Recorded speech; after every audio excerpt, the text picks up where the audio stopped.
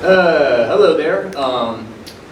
My name's James, and this is an instructional video on how to perform SFA TABATA 2021. This is, again, an instructional video, so this isn't the actual workout, though I am going to demonstrate how to do the movements properly and correctly, and also show you variations of the movements, just in case any of you might have physical limitations. So again, this isn't, the actual workout will precede this video, and so if you don't have any experience doing these types of workouts, I would strongly recommend that you watch this video beforehand. Before we get started, for those who aren't familiar with the term Tabata, that's a mode of exercise that can be done with or without equipment. It can be done at home, it can be done outside, anywhere you're choosing, but the common format of all Tabata, or most Tabata format workouts, is that you go 20 seconds at maximal or near maximal effort, and then you give 10 seconds of rest for every movement. And I'm going to show you a sample of our workout here in a second, but essentially, each session of a Tabata workout, well, a Tabata workout itself is typically maybe 4 to 5 sessions. And within each session, you have 2 rounds where you repeat 4 movements twice. So you would do one movement for 20 seconds with a 10-second break, and then you go to a new movement for another 20 seconds with a 10-second break. And again, you do about 4 movements per round, and each session comprises of 2 rounds. And then after that session is done, you get a 1-minute break where you just walk around, cool off, and then you go on to the next session. The particular session that we have designed here is 8 sessions. So again, each session is 2 rounds with 4 movements. Now this demonstration video, I'm just going to go through all the movements one time. Again, this is not meant to be an intense workout, though I do welcome you to participate in the movements as I'm doing them if you choose to, or you can watch it first and then go back to do the movements. But again, the point of this video is to show you how to do all the movements properly and correctly, and also show you some modified versions if you need it, if you have some sort of physical limitations. Now, you won't be able to see it clearly, but as we do the video, my assistant will call out the movements that I'm doing. But I just want to kind of give you a quick little example of the format. You'll notice here that we've got 4 movements, and again, I won't put my finger in the way here, but you've got 4 movements that will be repeated, and then you got a new set of exercises, and again, those sets of exercises constitute a session. And again, there's 8 sessions here, so total time for this workout is about 40 minutes. Essentially, each session is about 4 minutes, and then you get a 1-minute break. So you count the break times, it comes out to be about 40 minutes. And so the rationale for doing a workout like this is, again, 1, you don't need equipment, and also 2, while our workout's 40 minutes, it's not that, if you don't have 40 minutes to work out, and you have like 10 or 20 minutes, you can do like, 1 or 2 sessions and then come back later if you're one of those that likes to accumulate exercise throughout the day. Then you've got various movements that you can rely on. But again, I'm going to demonstrate these movements to y'all. And again, we're only going to do 1 round per session. We're not doing the full workout. So, we might be doing this for about 20-25 minutes, counting me doing some explanation of some additional variations of the movements. So, the first one I believe is jumping jacks. So, when you do jumping jacks, basically something like this. Again, we've probably all done jumping jacks before. Now, if you have shoulder problems, you'll notice that on some of these I'm going halfway. That can help if you got shoulder issues. But, basically you can just start with this basic jumping jacks. Again, you want to go as fast as you can, but again, we don't want you getting hurt. So really, it's kind of feeling out, what your comfort level is. But again, part of this workout is not to just do it. I do want to get the heart rate up, and again, to get a pretty good workout out of this. So, now, let's say you got shoulder issues. Maybe you can just do this variation, or maybe something like this. Again, just to show you little variations of the jumping jack. Okay, so the second movement we have is squats. So squats, you want your feet shoulder width apart, toes slightly pointed outward. And again, don't have any external loading on our back, but essentially if you're doing just a non-body squat, a very comfortable way to do it is just come in and kind of bring your hands in front of you like so. And you want to go a nice, steady speed. So again, if you want to get more intense, you want to go a little bit faster like this. Or if you need to pace yourself, go a little bit slower. So, key thing here is chest up, look ahead. You don't want your knees going over your toes, and I'll give you a little side view here to do this as well if you're not familiar with squats. But you'll notice as I come down, my knees are not going over my toes. Yeah, I'm sinking my hips. I'm looking straight. My My back is not overarched, but just in the natural curvature of the spine. And I kind of bring my arms up. This is how I keep help with the movement. Now let's say you've got knee issues, hip issues, you can't do a full body squat. If you have a chair, you can do chair squats. You still have the same fundamentals as far as positioning goes. Now you might need a higher chair, this one's a little bit low, but if you've got hip issues, maybe you get a higher sitting chair. But outside of that, it's the same idea. Keep the knees in line with the toes, don't have your knees go over the toes, and then you're just coming up like so. Sit down fully, come back up. Sit down fully, come back up. Just like this. And again, you have your hands like this. Mine are kind of cupped like this, or you can have them to the side like this. Whatever is comfortable for you. Just like that. Those are squats. That's our second movement. Our third movement is what? Push-ups. Push-ups. Standard push-ups, I'm going to do it from the side. Now, if you have no shoulder issues or anything that would prevent you from doing these normally, the main concern here is keep your, don't have your elbows locked. You actually want to keep your elbows from flaring out, so you actually want to aim closer to your body like so that there's less stress on the shoulder. And so if we're talking about standard push-up position, again, don't have your elbows locked, keep your elbows in. You typically start from the down position, feet together, keep your back straight, come almost down. Maybe you touch your forehead a little bit, maybe not, but make sure you inhale on the bottom and then exhale when you push up. Notice how my elbows are in. Hopefully my back is straight. Just come down smoothly, comfortably. Now, let's say you can't do many standard push-ups. Modified version, do them on your knees. Now, this is a harder surface, so if you're doing this at home where you have a hard surface, you might want to get a little mat. Give yourself some cushion to the knees. Essentially, when you do the modified push-up, you're going to bring your hands out ahead of your chin a little bit, and then you're going to gradually lean until your sternum is about level with your hands, and then it's the same thing. Elbows in, come all the way down. You know, maybe your nose or forehead touches barely, but everything else is the same. Back is straight. Everything else is just the same. You're just on your knees. Again, you don't want your elbows flaring out. You want to keep them in. I'll show you from this angle just so that we're clear. And this would apply for the modified or the standard push-up. Keep your elbows in. Less stress on the shoulders. And we're rocking and rolling. Maybe you have issues getting on the ground.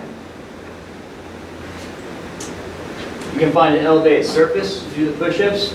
Now, I don't know if this chair would be the best one, but again, just to give you the idea of having an elevated surface. Maybe have a couch at home, something where you can do your push-ups. Now, this would get in the way, but if you have like a bench of some kind with an open end, and you can use that as an option if you have issues getting up and off the ground. All right, toe touch. This is an abdominal exercise. So what you're going to do is get balance. What you're going to do is you're going to bring your both hands up, and the idea is that you're touching or trying to touch your fingers with your toes. It doesn't have to touch, but you want to try to get them up there. You basically just want to go as high as you can with it without losing your balance. This is a core exercise, so you notice this is engaging not only the abdominals, but also your shoulders, your hip flexors. Now, if this is difficult for you to do from a balance point, you put your hands down, and just continue to do the movement like so. Just like that.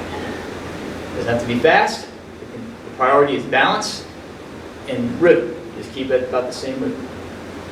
And those are toe touches. Again, that's an abdominal exercise, though it turns into more of a core when you engage the shoulders and the hip flexors. Okay, so that was session one that we just did. Again, I'm just doing one movement, each movement once. And then again, when you do the actual Tabata workout, you would repeat that a second time. Now we're moving on to session two, and you said body scissors? Mm-hmm. Okay. So that's basically a variation of what I just showed you with the toe touch. What the difference is now is instead of having your hands up, what you're doing, it's kind of like an exaggerated march almost. Or, I thought of scissors the way as a visual, but what you do is you start with either your left or right foot and you lift the opposite arm. So I'm going to start with my left. So the idea is that you lift up, left leg and right arm, and then the right leg and left arm. And it becomes a march. Now this one you're going to want to do a little bit slower because you're alternating between your right and left, so you want to make sure that you have good balance. And you're essentially just raising your legs and your arms as high as you can in terms of keeping your balance. Let me show you from the side view here. Again, just try to reach up as high as you can. Again, this is a problem for you as far as keeping your balance. Then you just put your hands down. Notice I just lost my balance there just a bit. And you just do it like this. And those are body scissors, just a different version of the toe touch. Lunges. So, another leg workout, or another leg routine. Movement, sorry. There's two ways you can do this. I'm going to give you a side view. The first version is a forward lunge, where you step forward and out. So, I lead with my heel, and then down to my toes, and then come up. You want to go down to about 90 degree bend in your knee. If you go a little below 90, that's fine, but you don't want to go that far below. You want to stay basically right at or slightly above 90. So again, if it's a step forward lunge, leave the heel down to the toe, come up, alternate, back up, and this is how you'll do it for the routine. You'll just alternate back and forth like this. Now that's one version, that's the step forward. There's also the step back lunge, where you'll step back instead of forward. So your feet's already planted on the ground firmly. Step back until your working legs at 90 degree bend. Come back up like so. So you're stepping forward or you're stepping back forward instead of out forward. Just like this. And you're going to alternate. So it would look like this. Keep your chest up, look ahead. Make sure you've got balance. Now, if this is a balance issue for you, something that might help, may or may not necessarily be easier, but what you can do is step back slightly and do like little mini lunges like this. You still are isolating the quadriceps a little bit, still fundamental, keeping the 90 degree bend. Same thing here, just to get both legs to work here. And that might help you get better balance if you don't like stepping back or forward. Or, if all worst case you can't do lunges at all, you go back to doing squats. Okay, so we're getting a little bit of karate here, or a little bit of boxing. Well, yeah, more boxing. So it's a hook uppercut. So you're going to get in fighting position, boxing position. It doesn't matter if you start with left or right, but you want to make sure you have your feet staggered and pointed out. Or, again, you're facing forward, but your feet are going to be either pointing to the left, your right, or your left. So here's my right. So I would switch. I would be leading with my right arm and my right arm's in the back. But the hook, the important thing here is the hips. It's not just moving the arms. Like, the movement is this: hook, uppercut, hook, uppercut. But you want to make sure you're getting the hips involved. You don't want to be doing this. You'll get more work out of this movement when you get the hips involved. So you want to kind of be on your toes a little bit. I say kind of, you want to be on your toes so you can turn your hips. So, hook, notice I'm turning my hips, uppercut, turn my back hip. Hook, uppercut, hook, uppercut. And you might lose your balance a little bit, so just reposition yourself, stay on your toes, hook, uppercut, hook, uppercut. On the other side, hook, uppercut, hook, uppercut. Now, depending on the surface you're on, maybe it sticks a little bit, maybe it doesn't. You know, if you have more of a sticky surface, just consciously lift your heels off. It might make it a little bit less smooth on the movement, but again, at least you're not going to risk, pulling your hip as you're doing the movement. So you notice here I'm kind of lifting my toes up a little bit, just to kind of, so my heels don't get stuck. But the key here is turning the hips as well as the arms. Now this doesn't look, probably doesn't look that great on video, but again, as long as you're turning your hips, you're getting not just the arms involved, but also the core a little bit and the hips. So, and if all else fails, maybe maybe you haven't done this enough to where you can't coordinate both the hips and the arms. Something you can simply do: keep your arms in place and just work on your hips. You might do that for a little bit to get the hang of this before you start moving in with the arms. Now, this might be an outdated reference, but there's a movie called Happy Gilmore. One of the instructors said it's all in the hips. That's really what this movement is. It's all about the hips, because you got larger muscle groups involved here, and it helps with the turning in addition to the punches. So again, if you have to do things separately at first, that's fine. Focus on the hip movements first. Just keep your arms in place. Just work on moving your hips. Okay, so that's hook uppercut. And then we finish up session 4 with plank crunches. What this is, you get into a plank position. Now, what plank is is you can either be basically in a push-up position off the ground, or you can be on your forearms, but essentially that you're still in the same starting push-up position. And then what you're going to do is you're going to bring the elbow to your knee to your elbow. And I'll give you a side view here in a second. But my back is straight. I'm in this plank position, and I'm engaging my obliques. I mean the whole abdominal region, frankly. But again, I'm focusing on the obliques because I'm moving knees to the side toward my elbow and coming back. Doesn't have to be fast again. Just steady and safe.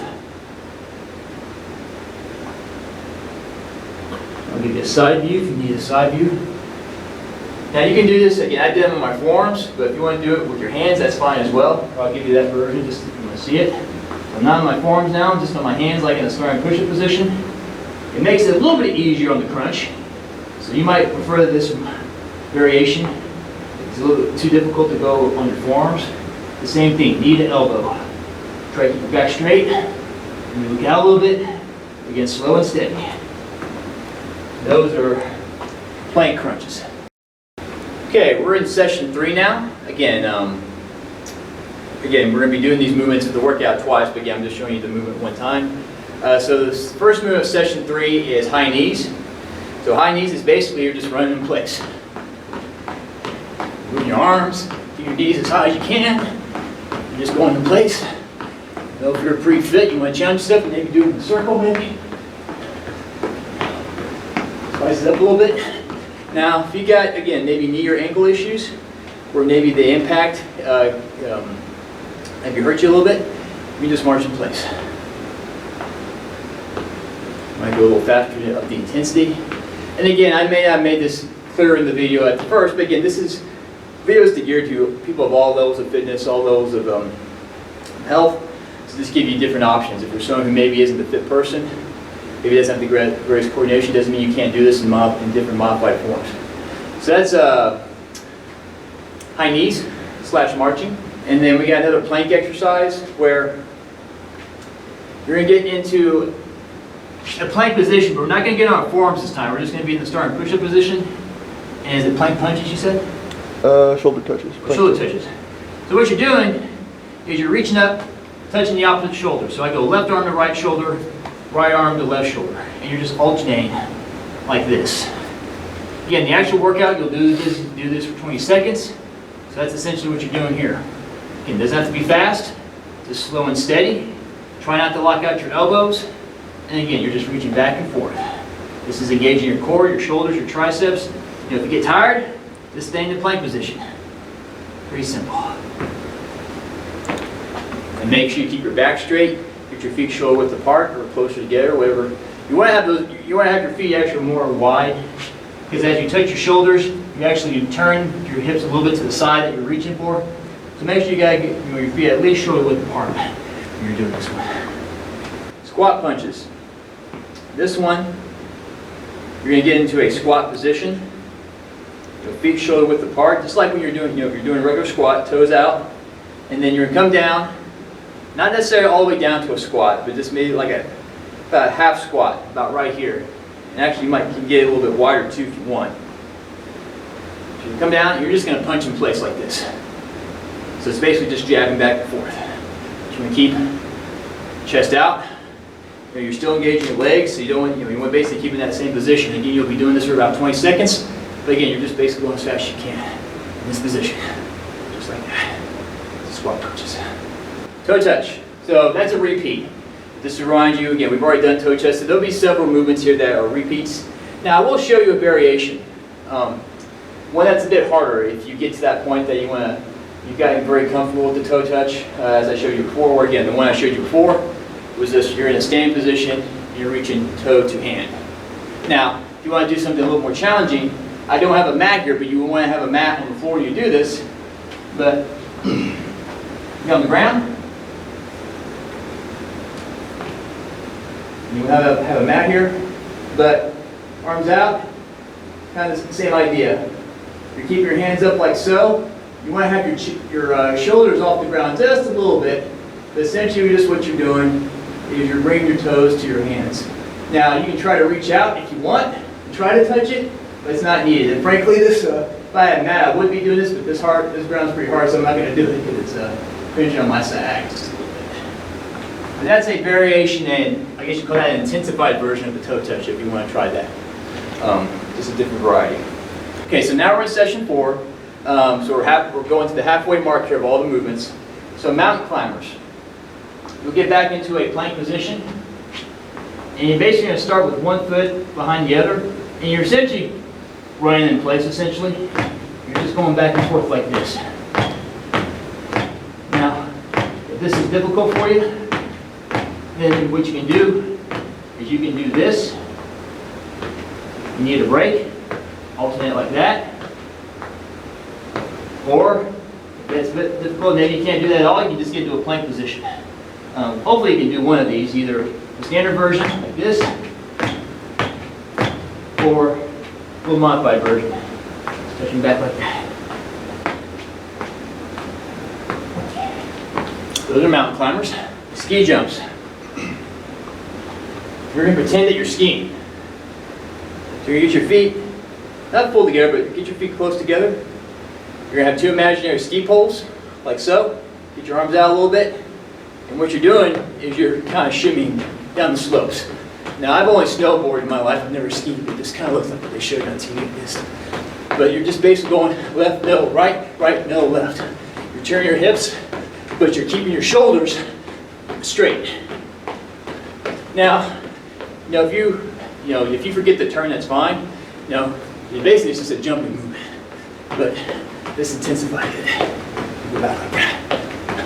Or you can just jump in place. Just like that. Those are ski jumps. Push-ups again. Again, we would go back into another set of push-ups. I'll show you another version, an advanced version. So again, standard push-ups, again, you want to keep your elbows in. And I'll show you that again just as a reminder. Doing your push-ups, again, I'm just going to show the standard version. But remember, if you have issues, you can do the modified version when you're on your knees. Key is always keeping your back straight, but again, elbows in, get your hands level with your sternum, and down, back straight. Now, if you want to spice things up a little bit, maybe you do what they call diamond push-ups. Now, when you do close hand push-ups, you got to bring your feet out a little bit, give yourself a little more balance. But it's the same idea. Hands over your sternum, and down like that, just like this. Again, if you're feeling pretty good, want to challenge yourself, that's one modification you can do, or I'll show you one more. It's what they call Spider-Man push-ups. Get in your starting position, and when you come down, you're going to bring one knee to left knee to left elbow, right knee to right elbow, like this. So it's kind of a combination of push-ups and plank crunches almost. But that one is very advanced. Does put a little more stress on your shoulders, so if you got shoulder issues, I would not recommend doing Spider-Man push-ups. Front kicks. Sorry. So this is just a standard karate, taekwondo, whatever. Maybe I'll have background, karate, various movements, but again, this is just a standard front kick. You're going to get back in the same position as hook uppercut, and we're going to lead with the back leg, so this would be with the left leg. You want to step back, again, make sure you have good balance. You're still turning your hips when you do this. You're just kicking forward, coming back. And I have some of the worst balance ever, so you might see me stumble a little bit, but the key is making sure that you keep balance. So again, just go as fast as you can where you're keeping good balance. And you'll step back every time. You'll notice I'm turning my hip and turning my right foot, my forward foot a little bit, so you don't twist any ankles. It doesn't have to be super fast, just steady. You switch sides, same thing. Just keep moving. It doesn't have to look pretty, just keep moving. Keep your guard up, for balance of your upper body. Stay on your toes. Those are front kicks. Okay, we're in session 5, and we're going to start off with what's called split squat jumps. So what you do is you start with your feet about shoulder width apart. It's kind of a mini jump into a squat. So what you're doing is you're jumping down and trying to touch the floor. You notice I'm in a squat position, and I jump back up with my feet together, and then I come back down this way, opposite. Now, you don't have to do the hand thing. I like that to coordinate myself. But essentially what you do is you come down, back up, jump down, back up, down, back up, jump down, back up. So it's a little mini plyo exercise. It's like that. Now again, If you can't do split squat jumps, you can go back to regular squats. And again, you've got, squat issues. You also have the chair option if you need it as well. So again, whatever, as long as you're doing some form of squat movement, hopefully you can do one of those three options. But again, split squat jump, again, it's a little bit of plyo involved. But again, you want to make sure that you're have a nice rhythm as you're doing this. When you first start doing these, don't do them super fast. You want to protect your hips, your hamstrings, your knees, all those things. Because again, this is more dynamic. Because when you're jumping, you're applying more stress in the joints and the muscles when you come down due to gravity. So those are split squat jumps. Another version of plank, the one I showed you before where you touched your shoulders. Plank punches is where you're going to reach out and punch. So same as before, get your feet shoulder width apart, and then instead of touching the shoulders, you're going to reach out and just punch. Just like that. Just reaching out and punching. Again, it doesn't have to be fast, just nice and steady. Just like that. And those are plank punches. Again, if you need more practice with that, you can just go back to doing the shoulder touches or just stay in plank for that movement. Leg kicks. So this is another version of running in place. First one was high knees. Here it's just trying to kick your butt. So you're just doing this on your toes, just going back and forth. Then you stay in place, go backwards, go forwards. And if you're all more on the advanced side of things, coordination, you can certainly do that. Those are butt kicks. Okay, standing crunches.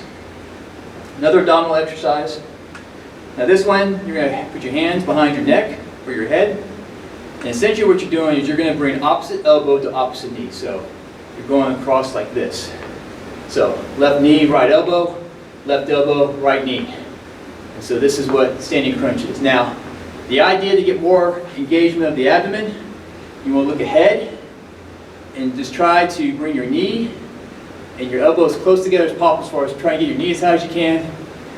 What you don't want to do is do this. You're not getting as much engagement here. You want to try to bring the knees higher up. So you want to look out ahead and just get like this. Again, there is balance and coordination involved here, so take your time. Nice and easy. Now again, if this is a problem for you or you just need more time to practice it, then the alternative of this would be just going back to maybe just standing toe touches or leg lifts, like that. But again, so again, it's just another alternative if you have problems or need more practice doing this. Maybe this wears you out pretty quick, you haven't finished your 20 seconds yet, then you can alternate to another abdominal exercise. Okay, so we're in session 6. Plank knee to chest, also might know them as thrusters. You're going to get back into the plank position again. And it's knee to chest, so essentially what you're doing is you bring your knees in like so and pop them back out. And that's all you're doing. It doesn't have to be fast. You want to be conscious of your back, so you don't want to go too fast. So you can go ahead and put a pretty rhythmic pace here. You can go faster, so, or slower. Just like that. Now, there's not really a modified version of that one, but I would suggest that, again, if you're not sure about that one, or maybe you start doing it and you start to get fatigued, then something that you can revert to or just do is either mountain climbers, whether it's like this, the standard version, or the modified version where you touch back and forth. But the knee to thrust is one that if you've got back issues or hip issues, I would at least initially avoid doing them or practice a few to see how they feel. But if you feel they might be problematic for you, then do mountain climbers, either the standard or modified version as a replacement for that one. And then we go back to jumping jacks. So again, just to show you, you can do a modified version if you got shoulder issues, or standard, full extension, or I like to do both. Alternate modified and standard like this. So again, if you got shoulder issues where you can't bring them up, just do something like this, or do this. So. Now this one's just it's jump shots. You're basically mimicking basketball jump shots. So what you do basically, pretend you catch the ball, shoot, catch, shoot, catch, shoot. Other side, catch, shoot, so you take a little step, jump, take a little step, jump, take a little step, jump, over here. So you're taking a little step out, pretend you're catching it, and then you jump. So it's a little mini plyo exercise, but you're also engaging the upper body a little bit as well. plank crunches, we go back to plank crunches. Now, I'll show you another version of it. So the one I showed you before was when you brought knees to elbows. Another version of the plank crunch, it's not really, it's a plank twist actually, where you just turn your hips like so. You go back and forth like this. This is a plank twist. Again, this might be easier for some of y'all or maybe harder, but again, here's just an alternative to the plank crunch, just depending on how you feel with plank crunches. But you're on your toes, again, you're still keeping your back straight, you're just turning your hips down towards the ground, each side. Okay, and so this is in session 7, so we got 2 more to go. All right, so jump squats. So we're still squatting, but now we're gonna jump off the ground. So this is an intensified version of the split squat touch I showed you earlier. So just to remind you, the split squat touch was when you did this, kind of jumped a little bit off the ground, feet together. Now this one is a little different, the jump squat. You're going to try to jump higher, but you're jumping from your normal squat position. So here was a normal squat. And a jump squat is when you just jump, land, jump, land. You notice my hands go in front, and I kind of push them out when I jump up. That's to kind of help with your hips a little bit. Now, you can't do that for 20 seconds. What you can do, do 2 jump squats, do 2 regular squats, or more. You feel okay, go back to jumping. So, you don't have to do the jump squats the whole time. Do as many as you can that you feel you can do safely. But again, you gotta take a little mini break. Let's just go back to regular squats. All right, jab, cross, punch. So before we did hook uppercut, jab, cross, punch. You're going to get in the same starting position. Again, front foot, back foot staggered. Point opposite, turn your hips. And the jab cross, again, you're still turning the hips, but you're leaning with your front arm. So I'm leaning with my right. So here's the jab, and then the cross. So it's jab, cross. Reposition, jab, cross. So you try to turn your hip just a little bit with that jab. So you notice here's my jab, I'm going to turn my hip, and then we add the cross. So it's jab, cross. If you need to reposition yourself every time, that's fine. Jab, cross, jab, cross, jab, cross. And I'm not really turning my hip on that jab, but I am certainly turning on the cross. So make sure you get those hips involved again, just like with the hook uppercut. Jab, cross, keep your elbow hands high, jab, cross. And then, again, you'll be doing these movements twice. So like with the boxing kick movements, you might do one side for the first round and the opposite side for the second round. So again, for round 2, same thing, jab, cross, jab, cross, jab, cross. There you go. Prayer squats. Prayer squats. So you're going to get a little slightly wider stance because you're going to sink your hips a little bit more here. It's still a squat, but you are getting a little bit of stretch, a little more stretching of the hips and your thigh. You're going to get into a little prayer position like so. We're almost steady, if you're one of those that does yoga. And then you're going to squat down. And then when you come up, you raise your arms up like this. So it becomes like an X almost. Go down to a prayer, come up into a squat.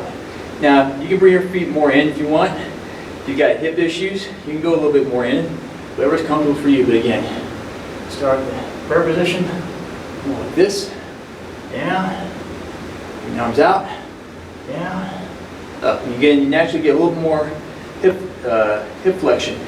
Again, if you got bad hips, but you can go within your comfortable range of motion. So if you can't go all the way down, just go as far as you can. So again, if you got maybe some stiff hips, and this is as far as you can go, that's fine. Just come back up like this. Just like that. So, and again, if you can't do regular squats, if you have issues, you can also do this from the chair position. Just kind of get your feet pointed out a little bit more. And then like this. Let's keep those arms involved. Upper body and lower body combination here. Alright, those are prayer squats. Last one is toe touch for session 7, so I won't show you that again. I've shown it to you twice. But that would be the last movement for session 7. And this brings us to our last session, session 8. And this is where we kind of ramp things up a little bit. Kind of save it to the end, let you get loosened up. But burpees you might be familiar with. The burpees, there's different versions of burpees, or I say there's a few different versions. The ones I'm going to show you, I'm going to show you from the side. Just get your feet about shoulder width apart. You're gonna lower yourself, hands on the ground. You're gonna pop your legs back, pop them back up, and then stand up. So you're popping back into a squat and then coming up. So, show it to you slow one more time. Pop back, in, up. Now, normal version, as far as normal speed, you look like this. Like that. Doesn't have to be fast. Now, if you want to intensify it, you can add the jump, like this, or you have some where they'll do a push-up, then come back up, and then jump. That's totally up to you. The standard version of that is the one I showed you before though. Come down, pop back, pop up. Yeah. No push-up, no jump involved, just like that. If you want to add the jump or the push-ups, you're more than welcome to. But if you're not familiar with that movement, then just do that standard version. Side kicks, okay. So as opposed to the front kicks, side kicks, you're going to face forward, and then you're going to bend your knees just a little bit. You kick back like this. You'll notice that as I'm kicking my left leg out, kind of bring my right out just a little bit to give you a little more hip movement. The side kick is essentially this. Go back and forth, like that. This is just to give you more balance. You don't necessarily have to exaggerate like I am. But the key is, give you a little balance. Kind of like a little cha-cha dance or something almost. That's side kick, and then, switch sides if you do your second round, same thing. Get as high as you can, stay rhythmic, stay steady, just like that. There's side kicks. Plank rows. Plank rows is where you're going to mimic an arm row from the plank position. Now, you're not necessarily going to get full range of motion as you would with a normal row, but basically what you're doing is you're still in plank and you're just doing this. You're doing a little backward like that. You might have seen people who use this with dumbbells. If you've got dumbbells, that's certainly an option. But again, you don't need equipment with this. Just back straight, look out a little bit, keep that plank position, and you're just doing rows like this. Alternate. So climb rope. This is where we're going to combine high knees, and then we're also going to pretend that we're climbing a rope. So you've got the high knee with the lower body. At the same time, you're alternating with your arms like you're pretending to climb a rope. So how it looks is like so. I always start with the knees first, and then I start reaching out like this. Now, I'm basically just going straight up and down with my arms, but the idea is, you kind of pretend you're climbing up a rope at the same time with arms in place. So you're getting everything involved, your lower body, upper body, using your core to keep yourself steady. So that's climbing rope. Now again, if that's too much for you, you can just simply do standard march in place, or you can just do it as a slow version where you're just kind of doing this. Kind of coordinate your arms and legs. Just like that. Oh, let's see. Sorry. There you go. You want to go opposite arm, opposite leg as you're doing this. So that could be an option for you as well. So again, you can kind of tell by the way I'm breathing that again, these are somewhat challenging. So again, when you're doing these regimens, again, just make sure you kind of, again, look at this video first or practice these with me in the video just so you get the feel of the movement. And again, we'll have another video where we actually do the actual full Tabata session. But again, just to remind you how that's set up is that the movements I just showed you, you would do them 20 seconds at near maximal effort or at the pace that you can tolerate. And then you take a 10-second break, and then you go to the next movement, do that for 20 seconds, take a break for 10 seconds, go on to the next movement. And then, again, you'll have 4 movements, and then you repeat that a second time for 20 seconds on, 10 seconds off. And then you get a 1-minute break before you go on to the next session. So again, that's just to give you a preview of of how the next video will look where we do this full throttle, for real. So, but again, please take the time to look at this. Again, the reason for this video was to ensure that you know how to do these movements safely, properly, so that you avoid injury. And this is kind of give you an idea of how this is done if you've never done a workout like this before. But hopefully you'll enjoy it once you start it, and it's something that you can pass on to people you know, and gives you flexibility in your regimens. If you have time constraints or you're limited in terms of access to equipment, this is an option that you can go for. So, thank you for your time, and have a good day.